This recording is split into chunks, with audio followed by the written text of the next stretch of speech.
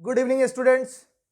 हर दिन की तरह आज भी एसएससी जीडी के लिए टॉप 20 क्वेश्चन जो प्रीवियस ईयर में आए हुए हैं वो क्वेश्चन लेकर आया हूं। उसके साथ कुछ नए चीज भी सीखने को मिलेगा आपको।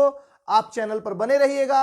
हर दिन प्रत्येक दिन शाम में आपको 5 बजे के बाद से 4 वीडियो लगातार हर एक आधा घंटा के अंतराल पर मैथ, रीजनिंग, जीके और हिंदी 20-20 क्वेश्चन आपको मिलेगा जो कि आपके एग्जाम में बहुत काम आने वाला है। उसके अलावा एक वीडियो और मिलने वाला आपको जो करंट अफेयर्स का होगा, पूरा का पूरा 2023 का निचोड़ उसमें डाला जाएगा, जो अभिषेक सर के द्वारा अलग अलग टीचर के द्वारा आपको अलग अलग लाभ मिलेगा। तो चैनल पर बने रहिएगा। अब चलते हैं हिंदी की ओर। उससे पहले ये देखिएगा, सक्सेस कोचिंग सेंटर जितने भी रांची में रहने वाले छात्र छात्राएं हैं वो success coaching centre offline branch चलता है रांची में, और ये कांटेक्ट नंबर है। इससे संपर्क करके आप रांची, मांडर और बेड़ो के रहने वाले जितने भी स्टूडेंट हैं, ये एसएससी जीडी, ठीक है, एसएससी का और भी सीएचएसएल, सीजीएल, ठीक है, रेलवे, जेएसएससी, बैंक, डिफेंस और उसके साथ इन सभी एग्जामों का टेस्ट सीरीज आराम से लगा सकते हैं ऑफलाइन। ठीक है, चलते हैं क्वेश्चन की ओर। चलिएगा, पहले सामान्य हिंदी, पहले क्वेश्चन की ओर देखिएगा। वर्तनी की दृष्टि से अशुद्ध, वर्तनी की दृष्टि से अशुद्ध वाक्य का चयन कीजिए। ठीक है, तो यहां है, मैं आपसे सहमत नहीं हूं, माउंट आबू के मंदिर देखने के लायक है, मेरे पास 4 रुपये से अधिक नहीं है, यह प्रस्ताव सबको स्वीकार्य है। यहां पर देख रहे होंगे एरर दिख रहा है, तो ये क्या हो जाएगा? स्वीकार्य, स्वीकार्य, ये हो गया आपको स्वीकार्य। ठीक, चलिए नेक्स्ट क्वेश्चन की ओर चलते हैं। ध्यान दीजिएगा आप लोग और ध्यान से पढ़िएगा। चलिए, और देखते भी जाइएगा कि आपका कितना सही हो रहा है, कितना गलत हो रहा है। कमेंट बॉक्स में कमेंट भी करते रहिए। किस वाक्य में अधम से के सही पर्यायवाची शब्द का प्रयोग हुआ है? तो कौन सा? अधम। ठीक है, तो ये देख सकते हैं अधम। ठीक है, तो अधम का क्या हो जाएगा? अधम का मतलब होता है नीच व्यक्ति। कौन सा होता है? नीच व्यक्ति। तो बोला वह बहुत नीच व्यक्ति है, तो यही क्या हो जाएगा? पर्यायवाची। ठीक है, निम्नलिखित शब्दों में कौन सा शब्द द्रव्यवाचक संज्ञा शब्द है? तो द्रव्यवाचक संज्ञा यहां पर क्या हो जाएगा? तो कोयला, साहस, सूरज और विद्यार्थी। तो ये कोयला जो है ये द्रव्यवाचक संज्ञा है। अब साहस जो है वो कौन सा संज्ञा है पूछेगा तो भाववाचक। सूरज कौन सा संज्ञा है ये आप कमेंट बॉक्स में कमेंट कीजिए, देखते हैं। और विद्यार्थी कौन सा संज्ञा है ये भी आप कमेंट बॉक्स में कमेंट कीजिए। तो ये समूहवाचक संज्ञा है। कैसा वाचक? समूहवाचक। ठीक है, और इसका आप कमेंट कीजिएगा। चलिए आगे बढ़ते हैं। जिसमें दया की भावना ना हो, वाक्यांश के लिए उचित शब्द क्या होगा? जो जिसमें दया की भावना ना हो, तो दया का भावना नहीं रहेगा तो क्या बोलते हैं? निर्दयी। क्या बोलते हैं? निर्दय। ठीक है ना। निर्जीव, जो मृत रहता है उसको बोलते हैं निर्जीव। जो डरता नहीं है क्या होता है? निर्भय होता है वो। ठीक है, इस तरह से बहुत सारा वर्ड है। ठीक है, निम्नलिखित विकल्पों में से जो जाना ना जा सके, वाक्यांश के लिए एक सार्थक शब्द क्या होगा? जो जाना ना जा सके, देखिएगा, सर्वज्ञ। सर्वज्ञ मतलब सब कुछ जानने वाला होता है। ठीक है ना। अनन्य मतलब सभी जगह। ठीक है, अब अज्ञेय, तो यहां पर अज्ञेय हो जाएगा, जो जाना ना जा सके का क्या हो जाएगा? अज्ञेय। ठीक है, आगे बढ़ते हैं। अंशु ने अलमारी से पुस्तक निकाला, इसके जगह में प्रयुक्त होने वाला सबसे उपयुक्त विकल्प। तो अंशु ने अलमारी से पुस्तक निकाला, इसलिए हम समय आप लोगों को देते हैं ताकि आप कमेंट बॉक्स में कमेंट कीजिए कि आंसर आपका क्या है। तो यहां निकाला के जगह में क्या हो जाएगा? तो निकाली हो जाएगा। आगे चलते हैं। नेक्स्ट, अव्यवस्था के लिए विलोम शब्द होगा। तो अव्यवस्था, अव्यवस्था मतलब होता है खराब टाइप का व्यवस्था। ठीक ना, यानी कुव्यवस्था टाइप का। तो इसके लिए विलोम क्या हो जाएगा? सुव्यवस्था। क्या हो जाएगा? सुव्यवस्था। ठीक है, फटाफट आप कमेंट बॉक्स में आंसर डालिएगा। जो समय 10 सेकेंड 15 सेकेंड का रहता है उसमें फटाक से आपको आंसर बता देना है कमेंट बॉक्स में। वर्तनी की दृष्टि से अशुद्ध वाक्य का चयन कीजिए। ठीक है, अब देखते हैं इसमें 4 दिया हुआ है। वर्तनी की दृष्टि से अशुद्ध वाक्य का चयन करना है। यद्यपि शेर घायल हो गया तथापि वह माना नहीं गया। ठीक है, मारा नहीं गया लिखना चाहिए, यहां पे थोड़ा सा प्रिंटिंग मिस्टेक है, मारा नहीं गया। ठीक है, अच्छा, यदि दवा लोगे तो बुखार कम हो जाएगा। मोहन एक पुस्तक चाहता था और वह उसे मिल गई, ये तो बिल्कुल सही है। मोहन या तो स्वयं आएगा या तार भेजेगा, ये भी बिल्कुल सही है। यहां पर ना माना, ये मिस्टेक से है लिखा हुआ माना, यहां मारा होगा। ठीक है, अगर उस हिसाब से देखा जाए तो यदि दवा लोगे तो बुखार कम हो जाएगा, इस वाक्य में अशुद्ध ये बुखार है। बुखार कैसे लिखा जाता है, तो बुखार ऐसे लिखा जाता है। ठीक है, ये वाला जो दिख रहा होगा आपको हर्षुकार और दीर्घुकार का, ये जो है प्रोनाउंसिएशन यहां पर गलत है। ठीक है, चलिए आगे बढ़ते हैं। चांद की अपनी रोशनी नहीं होती अपितु वह सूर्य की रोशनी से, किसकी रोशनी से, सूर्य की प्रकाश से पाता प्रकाश। ठीक है, सूरज के पर्याय से उपरोक्त वाक्य के रिक्त स्थान की पूर्ति कीजिए। तो सूरज यहां ऑप्शन में नहीं है, देख रहे होंगे ललित है, भूधर है, आदित्य है और हिमकर है। तो हम लोग अभी अभी आदित्य L1 नाम का मिशन देखे थे, तो आदित्य मतलब होता है सूर्य का ही मिशन है इंडिया का आदित्य L1। तो आदित्य किसका पर्यायवाची, सूर्य का। जो भू के गर्भ का हाल जानता हो वाक्यांश के लिए इनमें से कौन सा सही शब्द है।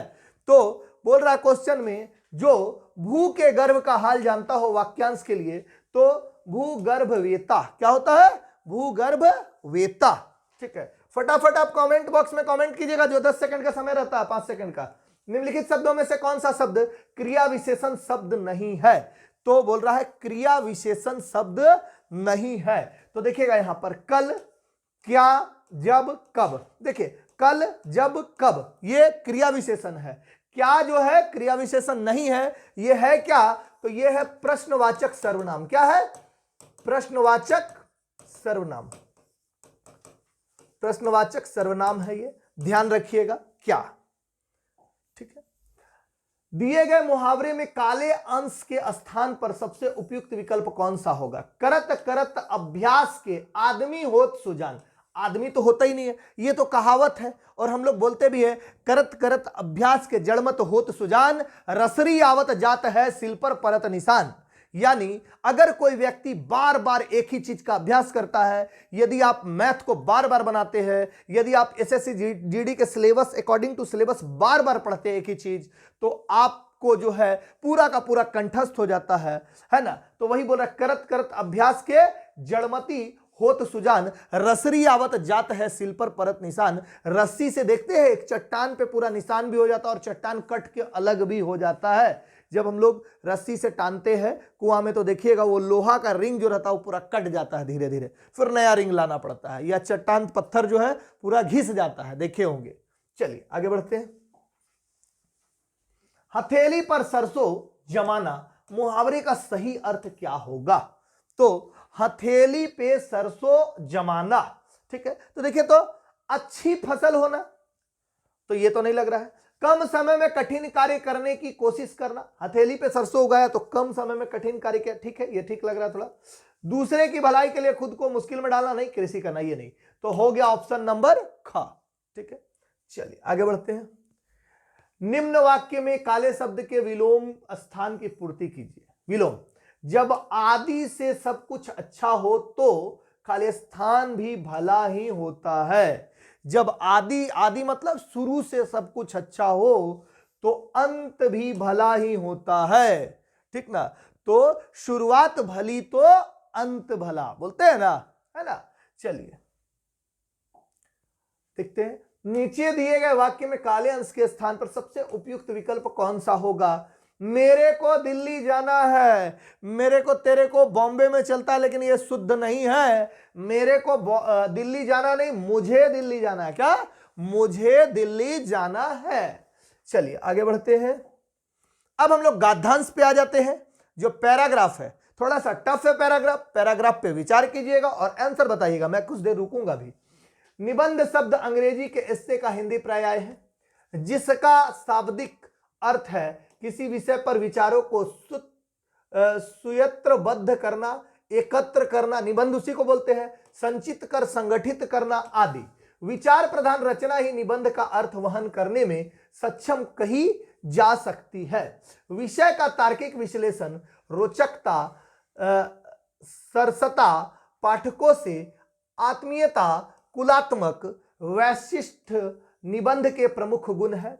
निबंध विद्या का विकास आधुनिक युग में हुआ है। संस्कृत साहित्य में निबंध बौद्धिक अभिव्यक्ति का माध्यम भर थे। निजी अनुभूति, सहजता, स्वच्छंदता, प्रभाविनीति जैसे गुणों का इसमें अभाव था। आधुनिक युग का निबंध साहित्य इससे सर्वथा क्या है, भिन्न है, अलग है आधुनिक युग का। किसी भी विषय पर व्यक्तिगत विचारों को अभिव्यक्ति प्रदान करते हुए निबंधकार स्वच्छंद चिंतन द्वारा विषय के प्रतिपादन में नवीनता लाता है। किसी भी विषय पर निबंध रचना की जा सकती है यथा सुधारात्मक प्रवृत्ति प्रधान, समीक्षात्मक भाव प्रवण, राष्ट्रीय चेतना प्रधान, मनोविकारों संबंधी। सुगठित क्लेवर में श्रृंखलबद्ध ढंग से विवेचना कर निबंधकार श्रेष्ठ निबंधों की रचना कर सकता है। संस्कृत को की इस उक्ति की गद्य कवियों की कसौटी है, पर आचार्य रामचंद्र शुक्ल का यह कथन है कि यदि पद्य कवियों की कसौटी है तो निबंधकार गद्य की कसौटी है। निबंध कला का महत्व दर्शाने के लिए पर्याप्त है। ये तो पैराग्राफ आपके सामने हो गया, बहुत ही टिपिकल टाइप का पैराग्राफ है। अब इसके 5 क्वेश्चन पे आते हैं। आप लोग क्वेश्चन देखिएगा और कमेंट बॉक्स पे कमेंट भी कीजिएगा, स्क्रीनशॉट इसका ले लीजिएगा ताकि आपको इजी पड़े।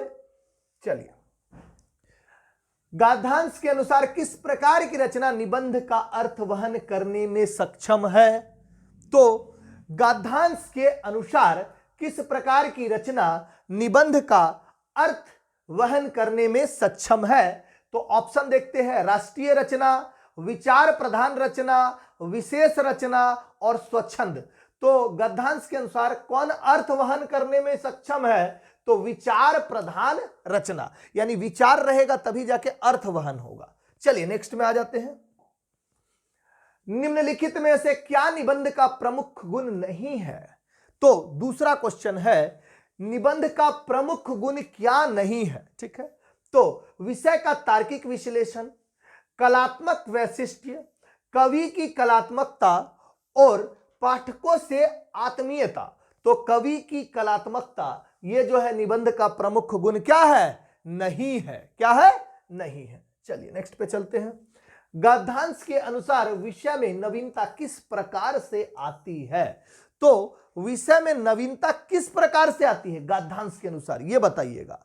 ठीक है, तो देखिए, निरंतरता से, स्वच्छंद चिंतन से, नैतिकता से और आधुनिकता से। तो नवीनता किससे आती है? तो स्वच्छंद चिंतन से। किससे? स्वच्छंद चिंतन से। चलिए 2 क्वेश्चन और बचे हैं, फटाफट कर लेते हैं। चलिए, आचार्य रामचंद्र शुक्ल ने गद्यकार की कसौटी किसे माना है? तो गद्यकार की कसौटी किसे माना? निबंध को। किसको माना है? निबंध को माना है। और अंतिम क्वेश्चन, अब वैशिष्ट शब्द का समानार्थी क्या होगा? वैशिष्ट का मतलब होता है विशेषता। क्या होता है? विशेषता। तो इसका अर्थ क्या हो गया? विशेषता। ठीक है, ये जो क्वेश्चन था हूबहू आपके एग्जाम में पिछले वाले जीडी में आया हुआ है। 2024 से पहले जो 23 में जीडी हुआ है, 21 में जीडी हुआ है, उन सभी एग्जामों में आया हुआ है। तो ये कलेक्टेड और सेलेक्टेड क्वेश्चन है, तो इस पे जरूर से फोकस कीजिए और पढ़ते रहिए। चलिए, धन्यवाद।